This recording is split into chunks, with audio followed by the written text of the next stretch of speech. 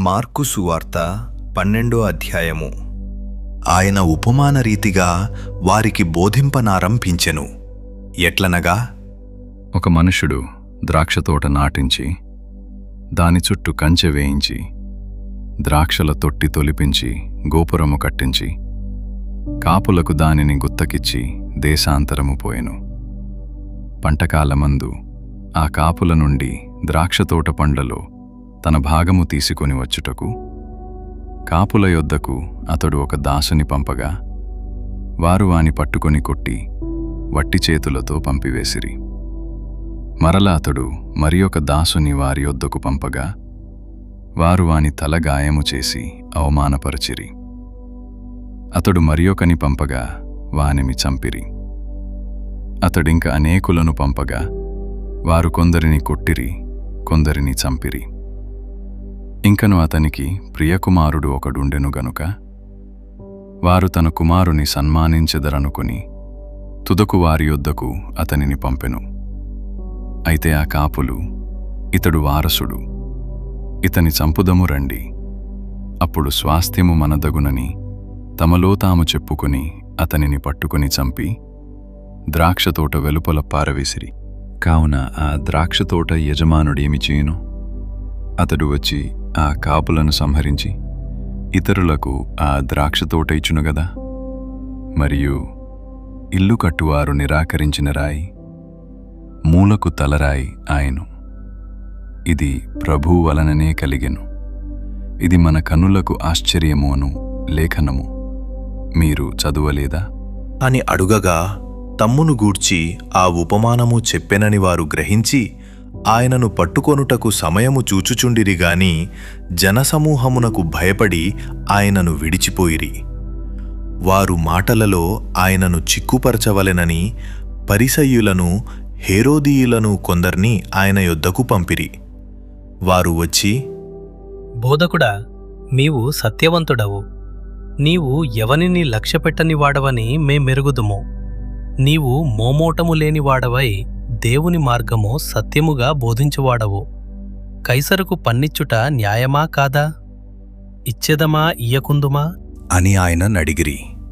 ఆయన వారి వేషధారణను ఎరిగి, మీరు నన్ను ఎందుకు శోధించుచున్నారు? ఒక దేనారము నా యొద్దకు తెచ్చి చూపుడి అని వారితో చెప్పెను. వారు తెచ్చిరి. ఆయన, ఈ రూపమును పై వ్రాతయు ఎవరివి అని వారి నడుగగా వారు, కైసరువి అనిరి. అందుకు యేసు, కైసరువి కైసరునకును, దేవునివి దేవునికిని చెల్లించుడి అని వారితో చెప్పగా వారాయనను గూర్చి బహుగా ఆశ్చర్యపడిరి. పునరుద్ధానము లేదని చెప్పెడి సద్దూకయులు ఆయన యొద్దకు వచ్చి, బోధకుడా, తన భార్య బ్రతికియుండగా ఒకడు పిల్లలు లేక చనిపోయిన ఎడల వాని సహోదరుడు వాని భార్యను పెండ్లి చేసుకొని తన సహోదరునికి సంతానము కలుగజేయవలెనని మోషే మాకు వ్రాసి ఇచ్చెను. 7 సహోదరులుండిరి. మొదటివాడు ఒక స్త్రీని పెండ్లి చేసుకుని సంతానము లేక చనిపోయెను గనుక రెండవవాడు ఆమెను పెండ్లి చేసుకొనెను. వాడును సంతానము లేక చనిపోయెను. అటువలెనే 3వవాడును చనిపోయెను. ఇట్లు 7 సంతానము లేకయే చనిపోయిరి. అందరి వెనుక ఆ స్త్రీయు చనిపోయెను. పునరుద్ధానమందు వారిలో ఎవనికి ఆమె భార్యగా ఉండును? ఆమె ఆ 7 భార్య ఆయను గదా అని అడిగిరి. అందుకు యేసు, మీరు లేఖనములను గాని దేవుని శక్తిని గాని ఎరుగకపోవుట వలననే పొరబడుచున్నారు. వారు మృతులలో నుండి లేచినప్పుడు పెండ్లి చేసుకొనరు, పెండ్లికి ఇయ్యబడరు గాని పరలోకమందున్న దూతల వలె నుందురు. వారు లేచుదరని మృతులను గూర్చిన సంగతి మోషే గ్రంథమందలి పొదను గురించిన భాగములో మీరు చదువలేదా? ఆ భాగములో దేవుడు, నేను అబ్రహాము దేవుడను, ఇస్సాకు దేవుడను, యాకోబు దేవుడనని అతనితో చెప్పెను. ఆయన సజీవుల దేవుడు గాని మృతుల దేవుడు కాడు. కావున మీరు బహుగా పొరబడుచున్నారు అని వారితో చెప్పెను. శాస్త్రులలో ఒకడు వచ్చి వారు తర్కించుట విని ఆయన వారికి బాగుగా ఉత్తరమిచ్చెనని గ్రహించి ఆజ్ఞలన్నిటిలో ప్రధానమైనదేది అని ఆయననడిగెను. అందుకు యేసు, ప్రధానమైనది ఏదనగా, ఓ ఇశ్రాయేలు, వినుము. మన దేవుడైన ప్రభువు అద్వితీయ ప్రభువు. నీవు నీ పూర్ణ హృదయముతోనూ, నీ పూర్ణ ఆత్మతోనూ, నీ పూర్ణ వివేకముతోనూ, నీ పూర్ణ బలముతోనూ నీ దేవుడైన ప్రభువును ప్రేమింపవలెననున్నది ప్రధానమైన ఆజ్ఞ. రెండవది, నీవు నిన్నువలే నీ పొరుగువానిని ప్రేమింపవలెననున్నది రెండవ ఆజ్ఞ. వీటికంటే ముఖ్యమైన ఆజ్ఞ మరేదియూ లేదు అని అతనితో చెప్పెను.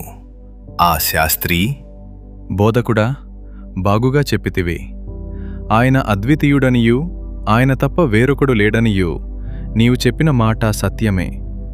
పూర్ణ హృదయముతోనూ, పూర్ణ వివేకముతోనూ, పూర్ణ బలముతోనూ ఆయనను ప్రేమించుటయు, ఒకడు తన్నువలే తన పొరుగువాని ప్రేమించుటయు సర్వాంగహోమములన్నిటికంటెను బలుల కంటెను అధికము అని ఆయనతో చెప్పెను. అతడు వివేకముగా నుత్తరమిచ్చెనని యేసు గ్రహించి, నీవు దేవుని రాజ్యమునకు దూరముగలేవు అని అతనితో చెప్పెను. ఆ తరువాత ఎవడునూ ఆయనను ఏ ప్రశ్నయూ అడుగతెగింపలేదు. ఒకప్పుడు యేసు దేవాలయములో బోధించుచుండగా, క్రీస్తు దావీదు కుమారుడని శాస్త్రులు చెప్పుచున్నారేమి? నేరు నీ శత్రువులను నీకు పాదపీఠముగా ఉంచు వరకు నీవు నా కుడివైపున కూర్చుండుమని ప్రభువు నా ప్రభువుతో చెప్పెను అని దావీదే పరిశుద్ధాత్మ వలన చెప్పెను. దావీదు ఆయనను ప్రభువని చెప్పుచున్నాడే, ఆయన ఏలాగూ అతని కుమారుడగును అని అడిగెను. సామాన్య జనులు ఆయన మాటలు సంతోషముతో వినుచుండిరి. మరియు ఆయన వారికి బోధించుచు నిట్లనెను. శాస్త్రులను గూర్చి జాగ్రత్తపడుడి. వారు నిలువుటంగీలు ధరించుకుని తిరుగుటను, సంతవీధులలో వందనములను, సమాజ మందిరములలో అగ్రపీఠములను, విందులలో అగ్రస్థానములను కోరుచు, విధవరాండ్రేండ్లు దిగంరింగుచు, మాయవేషముగా దీర్ఘ ప్రార్థనలు చేయుదురు. వీరు మరి విశేషముగా శిక్ష పొందుదురు అనెను. ఆయన కానుక పెట్టె ఎదుట కూర్చుండి జనసమూహము ఆ కానుక పెట్టెలో డబ్బులు వేయుట చూచుచున్నెను. ధనవంతులైన వారనేకులు అందులో విశేషముగా సొమ్ము వేయిచుండిరి. ఒక బీద విధవరాలు వచ్చి 2 కాసులు వేయగా ఆయన తన శిష్యులను పిలిచి, కానుక పెట్టెలో డబ్బులు వేసిన వారందరికంటే ఈ బీద విధవరాలు ఎక్కువ వేసినని మీతో నిశ్చయముగా చెప్పుచున్నాను. వారందరూ తమకు కలిగిన సమృద్ధిలో నుండి వేసిరిగాని ఈమె తన లేమిలో తనకు కలిగినదంతయు అనగా తన జీవనమంతయు వేసెను అని చెప్పెను.